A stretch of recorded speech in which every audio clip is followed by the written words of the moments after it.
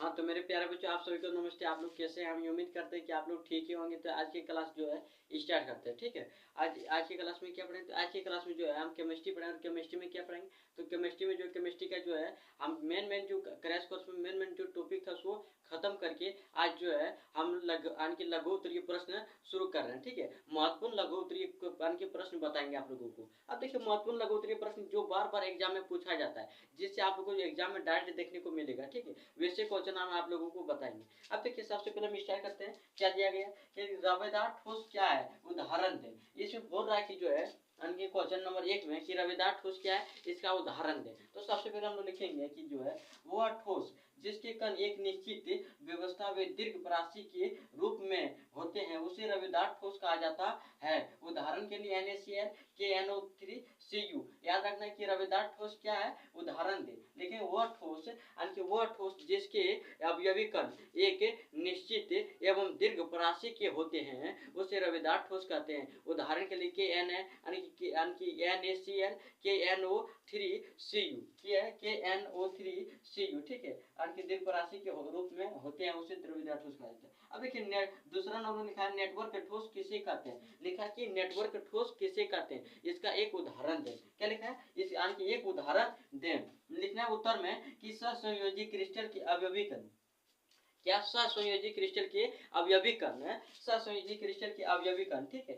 सहसंयोजी crystal के अवयवी कण सहसंयोजी आवरण द्वारा, सहसंयोजी क्रिस्टल के अवयवी कण सहसंयोजी आवरण द्वारा 3D में जुड़कर एक वृहद अणु का निर्माण करते हैं, जिससे हम लोग क्या कहते हैं, जिससे हम लोग जो है नेटवर्क जुड़कर 3D में बड़े अणु का निर्माण करते हैं, जिसे नेटवर्क ठोस कहा जाता है। क्या कहते हैं जी? नेटवर्क ठोस कहा जाता है, ठीक है। उदाहरण के तौर पर क्या हो जाएगा? ग्रेफाइट हो जाएगा, हीरा हो जाएगा, और क्या हो जाएगा जी? सिलिकॉन हो जाएगा, और लिखा है कोरडम हो जाएगा, ठीक है। ये सब जो है ना, ये सब जो है उदाहरण याद रखना है, क्योंकि अगर कहीं ऑब्जेक्टिव भी पूछ लिया जाए ना तो आप आंसर इसको बता सकता है। अब देखिए, क्वेश्चन नंबर तीसरा में दिया गया कि सहसंयोजन संख्या से आप क्या समझते हैं। बोल रहा है कि जो है सहसंयोजन संख्या से आप क्या समझते हैं।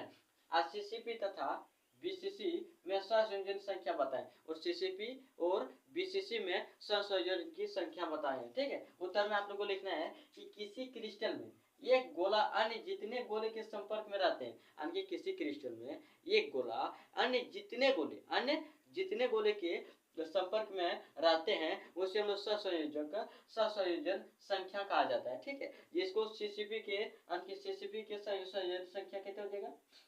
CCP के सहसंयोजन संख्या 12 हो जाएगा, और BCC के सहसंयोजन संख्या 8 हो जाएगा, ठीक है। तो आप लोग पहले इसे नोट कीजिए। अगर समझ में आ गया तो जो है चैनल को सब्सक्राइब और लाइक कीजिएगा, ठीक है। तो फिर हम इसे लिख के आते हैं, आप लोगों के लिए नोट कीजिए अपना।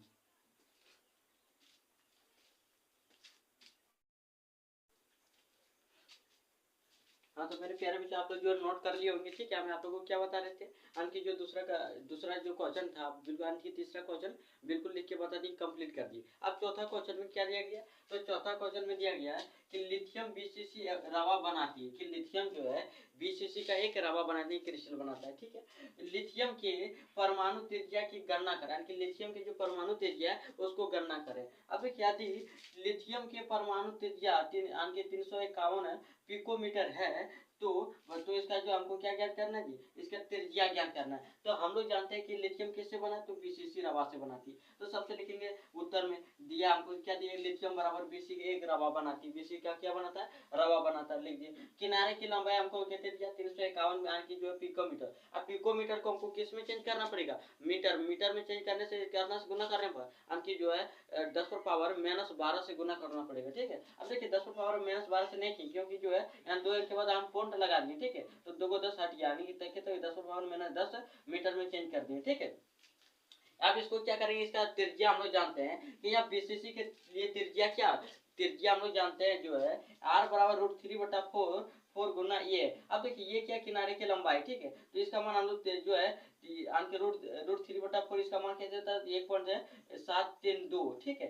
इसके √3 के लिए मान इतना लेना है। फिर जो है अब ये का मान हमको पता है कितने 3.51 गुना 10⁻10 ले लिए। अब देखिए कहते हैं नीचे नीचे जो 4 थे 4 ले लिए। अब फिर 4 देखिए इसको पूरा काटने पर हमको कहते हैं 1.51 गुना 10⁻10 मीटर में आता है इसका आंसर, ठीक है। इसी प्रकार से जो है क्वेश्चन नंबर 5 में क्या बोल रहा है कि फेरोचुंबकीय तथा पाराचुंबकीय में क्या अंतर है। अंक फेरोचुंबकीय तथा पाराचुंबकीय में क्या अंतर है, तो दोनों को परिभाषित करना है। तो परिभाषित कर देते, देखिए क्या लिखेंगे उत्तर में कि फेरोचुंबकीय वे पदार्थ जो बाह्य चुंबकीय क्षेत्र की यानी बाह्य चुंबकीय क्षेत्र की ओर प्रबलता से जो है प्रबलता से, ठीक है, प्रबलता से आकर्षित होती है उसे फेरोचुंबकीय कहा जाता है। यानी कि जो प्रबलता से आकर्षित होगा उसे क्या कहते हैं फेरोचुंबकीय कहा जाता है, ठीक है। देखिए पाराचुंबकीय किसे कहते हैं, तो लिखा वे पदार्थ यानी कि वे पदार्थ जो बाह्य चुंबकीय क्षेत्र यानी कि बाह्य चुंबकीय किधर बाह्य चुंबकीय क्षेत्र की ओर दुर्बलता से किससे दुर्बलता से आकर्षित होते हैं उसे पराचुंबकीय कहते हैं, ठीक है। तो आज के लिए जो है इतने रहने थे। आज आप लोग समझ में आएगा तो जो है लाइक शेयर और सब्सक्राइब कर लीजिए हमारे चैनल को, ठीक है। फिर मिलते हैं अगले वीडियो में। इसी प्रकार से आप लोग जो महत्वपूर्ण सारे की जो है लघु उत्तरीय फिर दीर्घ उत्तरीय फिर जो है आप लोग को ऑब्जेक्टिव करवाया जाए, तो आप लोग जो है इस चैनल पर जुड़ जाए और सपोर्ट कीजिए और लाइक कीजिए और शेयर भी कीजिएगा, ठीक है। फिर मिलते हैं अगले वीडियो में।